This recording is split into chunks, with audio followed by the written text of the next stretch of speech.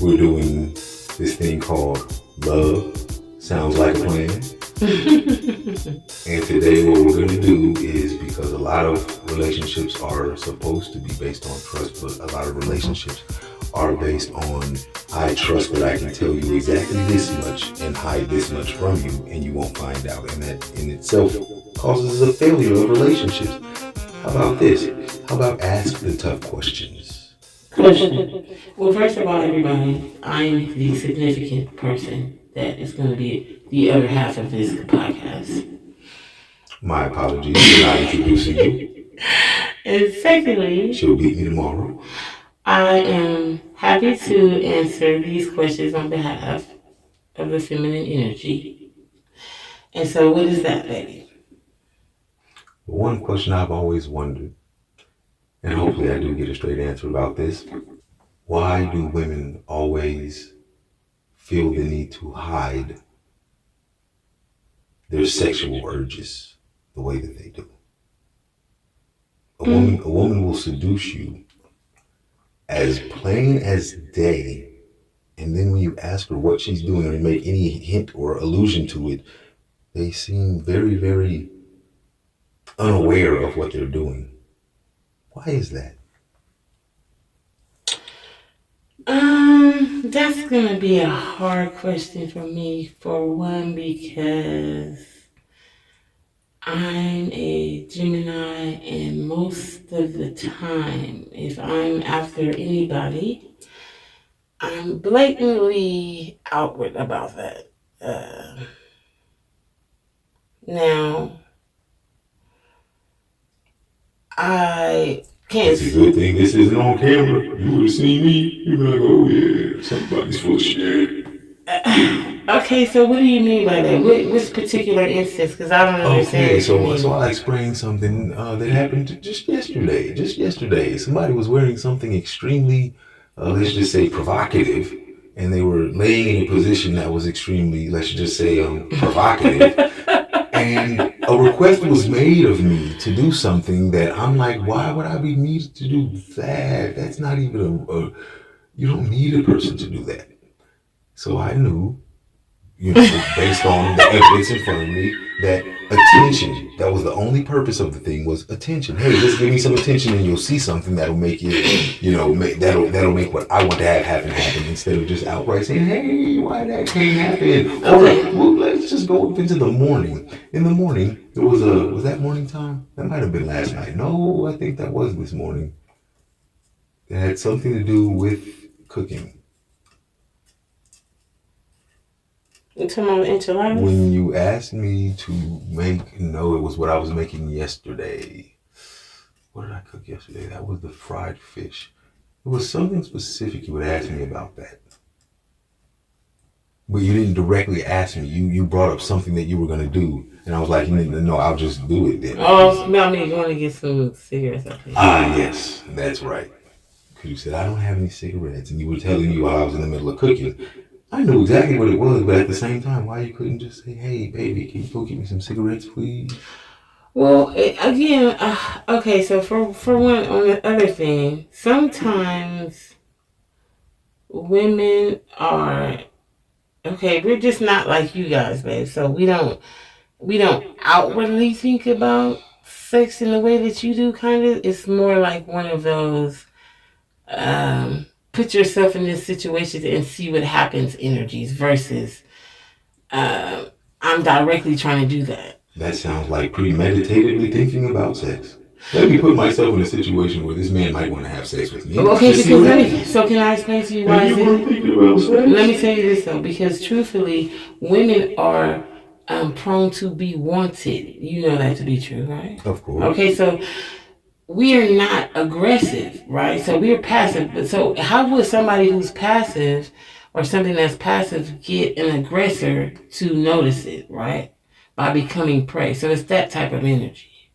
But y'all do it in such a predatory manner. It seems predatory, but it's just intentional, so it comes off as predatory because we can't be aggressive. That predator intended to eat that there rabbit now, didn't it? Well, it's like we're not okay. So it's like it's almost like a trap set versus men who aggress at what they want. You know, you guys go after it. We can't. We're not aggressors. So, but we do want you to come. So it's like we can't just be. That's a double entendre for you. Yeah, we can't be aggressive because we're not aggressive. But we do want the aggressor to see us. So if you was a passive thing, how would you get the aggressor to see you? I don't know if I can agree with the reasoning I'm hearing. I've just got to be honest. What's the reason? It just sounds shaky at best. It really does because for you to say that women aren't aggressive, don't be the aggressors. No. I'm saying in societal views, the norm is, babe, in societal views, the norm is not for women to be the aggressor in a male-female relationship. The dominant one. That would make sense. Yes, that's why, baby. No wonder so many relationships are confused. Yes, baby. And here's another thing. I'm going to put this part on there too. You happen to be a man that is very well in his dominant energy, and you are not affected by women who have dominance or aggressive because you're so dominant that it's not even you don't even take it that way. It's not even something you see that way. Right. Well, yeah, because you can be dominant or you're not going to dominate me. Exactly. So yeah, dominate whatever you want. So here's my point about this. But there's men, babe, who do not have that naturally, and they get it from women, Yeah, I think that comes from the whole idea that, there's this weird societal idea that women aren't supposed to be aggressive or aren't supposed to be the dominant ones. When in actuality, it's relationships are two-way street type things. The man is the man, the woman's the woman. You cannot escape factual absolution. That you can't escape. However, once it goes outside of those realms, of course, she's going to herniate a disc in her back if she's trying to lift 300 pounds as opposed to him who should be able to lift 300 pounds. That's just the nature of the way man and woman are constructed. Can't escape that fact. But once you get outside of that, everything changes. Let me see. Who's a better driver, man or woman? There is no scientific way to prove what's going to happen there. Who's better in bed, a man or a woman? There's no scientific way to prove. You can't prove anything is more suited for one gender over the other except for like lipstick, bras, and panties. After that, you kind of, this one's supposed to be working and this one's supposed to be at home taking care of the kids and this one's supposed to be doing this and this one's supposed to be doing that. I've actually found out that women are better at leading things than men are. Go figure, right? I've also found out that men are better being secretarial than women are. Yet you have women that are secretaries for these men that are executives.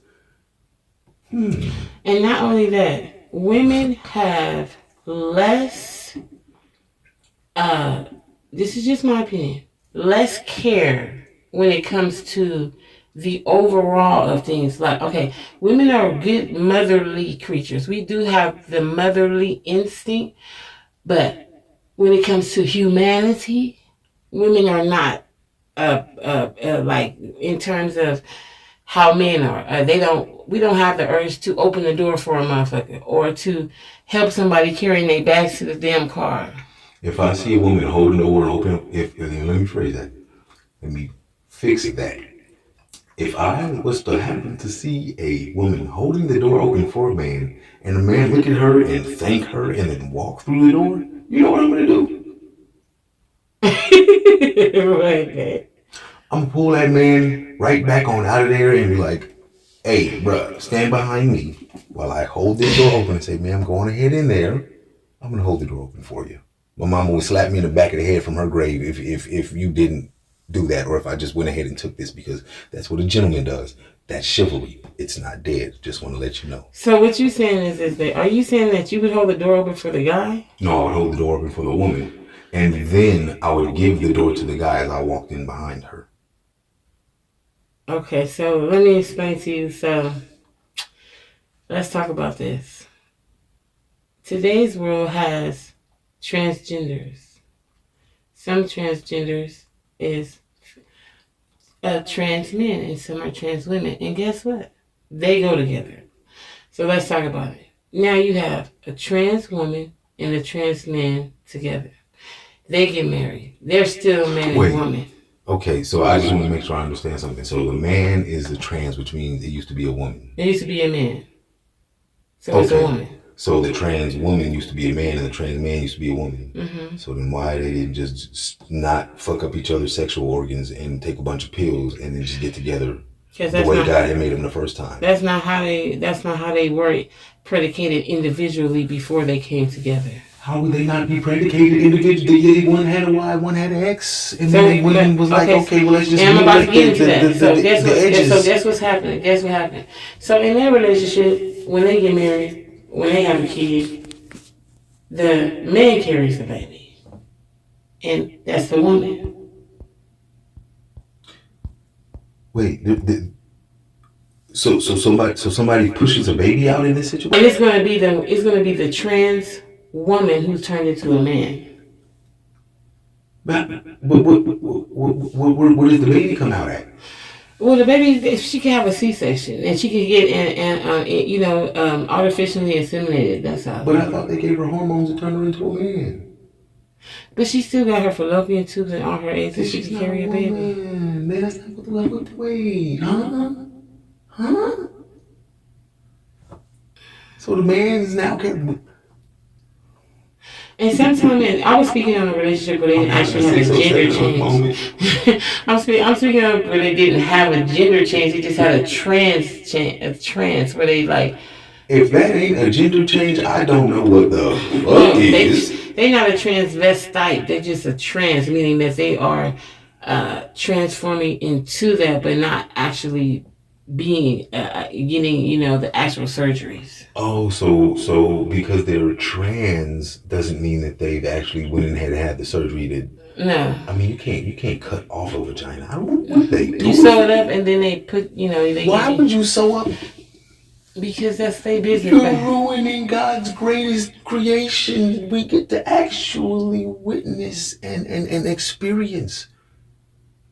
Well, man, let me tell you something. People don't have a lot of emotional intelligence, and these are things that come out within them in their lives. They become these things because this is what they feel like they are.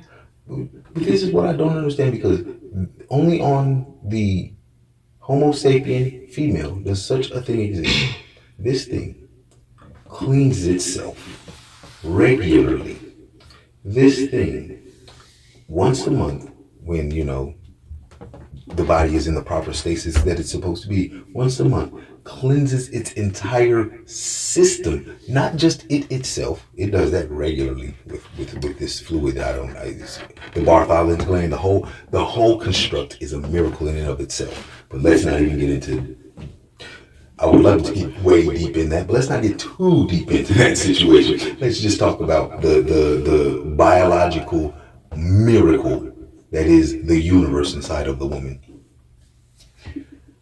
It cleanses itself monthly of basically death. Life didn't happen. Okay, cleanse yourself. It takes 4 to 5 days to completely wipe its system clean of a death, because that's exactly what it was. A failed attempt at life is a death, and that's exactly what happens in that process. So this thing filters death out of its body, out of your body. It cleans itself on a regular basis. It's almost as if it's its own functioning organism in order for you to be able to continue to be the progenitors of a species that is at the apex of life on this planet. Why would somebody not appreciate that gift?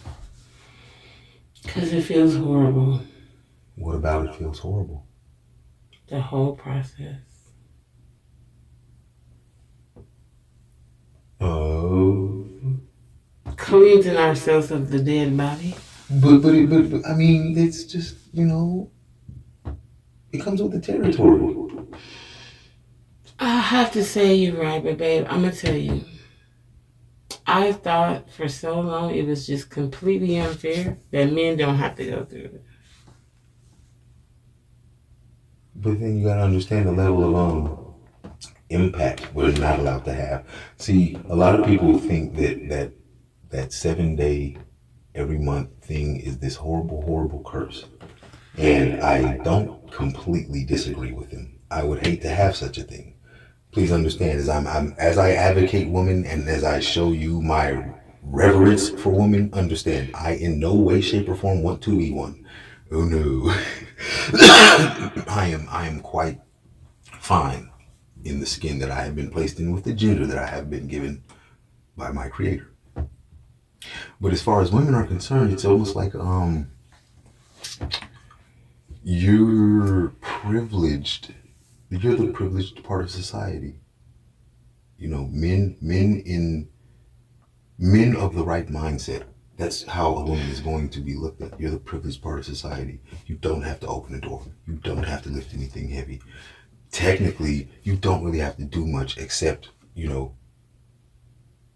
keep yourself in shape, keep yourself up, keep who you are presentable to the public, and we have no choice but to take care of you because it's in man's nature to, perform 3 Ps for a woman. Like, we provide for them, we pleasure them, and we be their partner. That's man's job. That's what man does for women, and it's innately in us to do it. So you automatically have a power that we are relegated to giving you, and there's nothing, we don't even want to stop you from having it. And understand that thing that you do once a month is very much so part and parcel of that reverence. Okay, and so I understand that, and I do understand that people choose to be what gender they are when they come here, but I feel that in terms of what women feel like or see, the amount of time it takes to carry a baby, let's talk about that. It takes 10 months. And that's almost a year, And the entire earth sings every 10 months that every child is being carried. I understand that, and I'm not saying that it's nothing that, is of course we get our due diligence, but in terms of what actually has to go on within that particular being to create a child. I've been through 3 of them. It is overwhelming.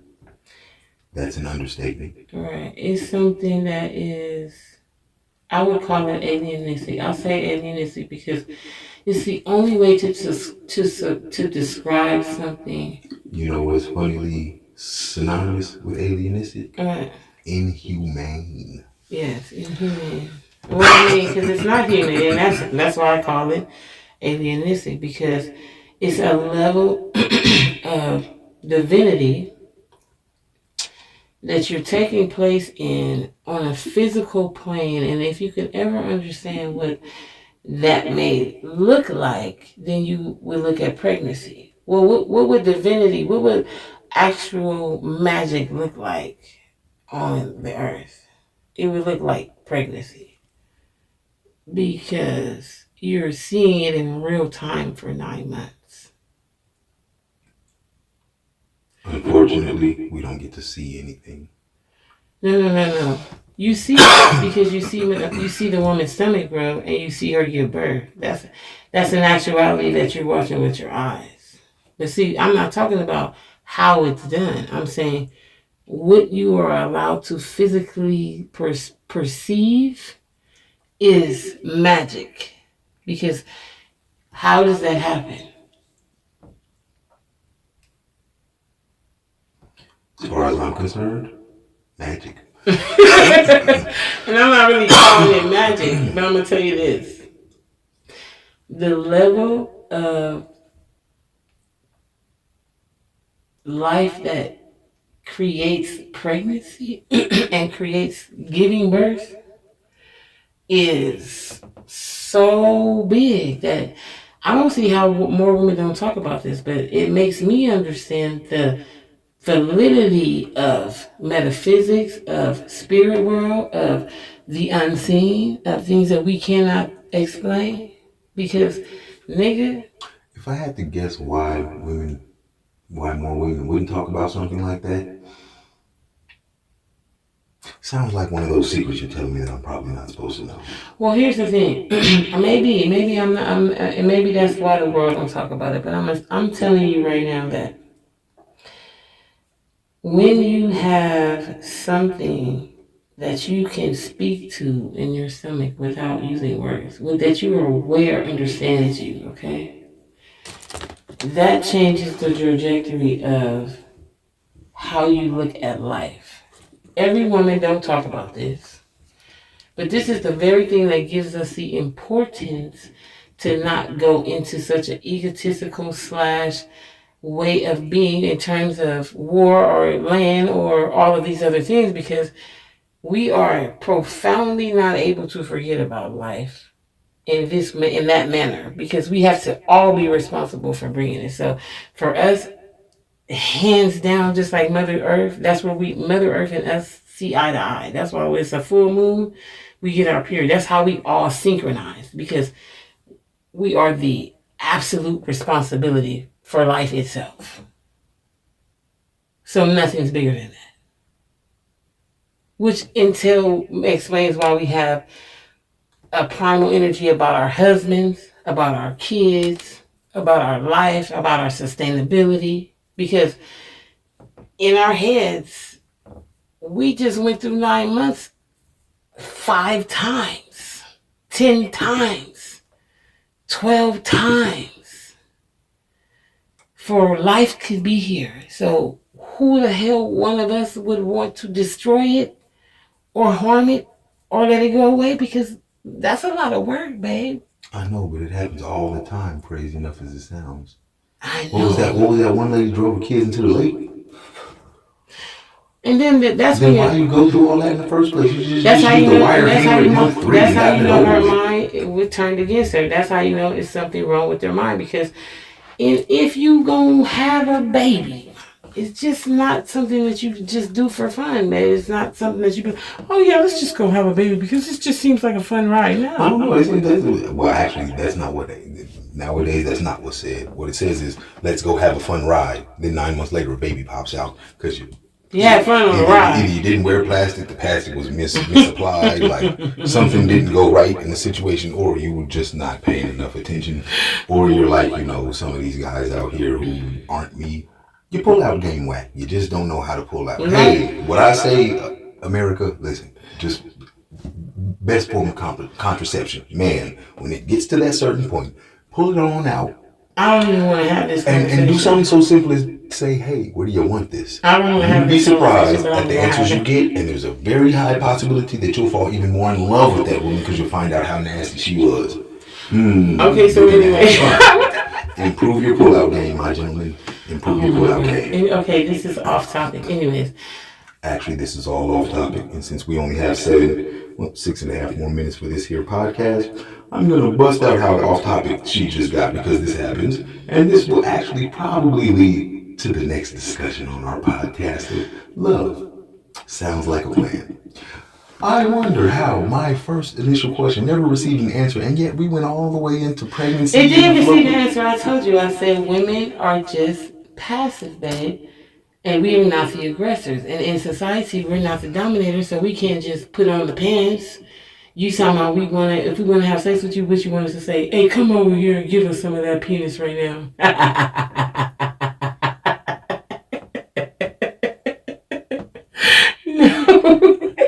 Yo, this is funny.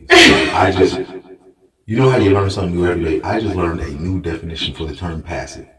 Passive is the act of taking everything off from the waist down and bending over and placing a sign on your back. It says fuck me. Absolutely. That's passive. Without saying it. That's absolutely passive. I did not know that was passive. What would you call it? Damn aggressive. That is when you call that's what you call slip, fail, landed on the dick. Baby, aggressive is aggressor. That means moving towards, man. If somebody is not, yeah, but that doesn't necessarily mean a physical moving towards. It could just be a pushing the situation towards that. and even with just the sign that says "fuck me, babe," that's still not pushing us into the situation. You read it. Don't read it, babe. Gotta love this thing. Don't read it. So no, we're not the aggressors. We're just the instigators. So y'all the ones over off to the side. These Passive two people about still. to fight. These two people about to Passive. fight. Nobody wants them to fight, but you want them to fight. So you're gonna passively go up there and push one into the other. Well, I didn't even push him. My hand just touched him as I was When Chris walking Brown by. talked about this is controversial, but I don't care. Not Chris Brown.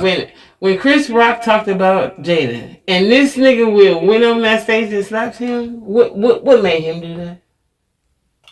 Pure, unbridled stupidity. Why, in front of all of these people, would these two men find upstanding pillars of a community that is forever marginalized and disrespected? My point is because he was a dominant energy. You call that a dominant energy?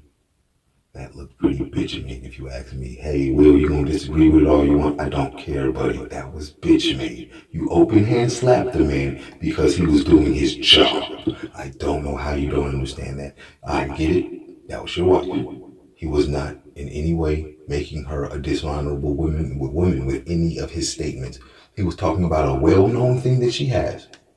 And I get it, maybe he shouldn't have been talking about it. But to walk up on stage and physically assault a man over words makes you weak, sir. I'm sorry.